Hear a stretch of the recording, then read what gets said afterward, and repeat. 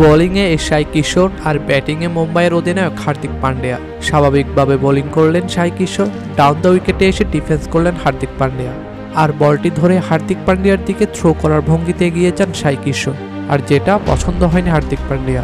তাই তো হাত দেখিয়ে কিছু একটা বলেছিলেন সাই কিশোরকে, আর যেখানটায় ব্যাপকভাবে খেপে যান সাই কিশোর। মুখে কিছু না বললেও চোখ রাঙানিতে জবাব দিয়েছেন হার্দিক পান্ডিয়াকে। আর সাই কিশোরের চোখ রাঙানি দেখে হার্দিক পান্ডিয়া তো আরও রেগে যান, তেড়ে আসতে থাকেন সাই কিশোরের দিকে।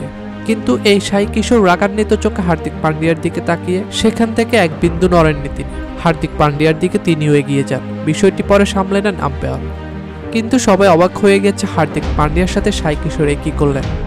হার্দিক পান্ডিয়া এগিয়ে যাচ্ছেন রাগে, কিন্তু সেখান থেকে এক বিন্দুও নড়ছেন না তিনি, বরঞ্চ হার্দিক পান্ডিয়ার দিকে আরো চোখ বড় বড় করে তাকিয়ে থাকছেন। সাই কিশোরের এমন সাহস দেখে অবাক হয়ে যান ধারাভাষ্যরা পর্যন্ত। যদিও ম্যাচ শেষে দেখা যায় ঘটনার উল্টো চিত্র।